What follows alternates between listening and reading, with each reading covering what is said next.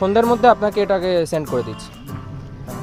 ভাই তোর সালা এই কর্পোরেট জব সানডের দিনটা ছাড়ে না তোকে দেখছি। আমি তো বলবো ভাই এই জবটা ছেড়ে দে। কী করবো বল, তোর মতন তো আর সবার ফ্যামিলি বিজনেস নেই, কিন্তু তাও প্রিয়াকে টাইম দিতে পারিস। প্রিয়া? ভাই প্রিয়ার সাথে ব্রেকআপটা আমার অনেকদিন আগেই হয়ে গেছে। আরে সরি, মানে আমার হয়তো বলাটা ভুল হয়ে গেছে। আরে সেসব স্যার, তুই বল তোর দিদির বিয়েটা কেমন গেল? তোর স্টোরিতে তো দেখলাম।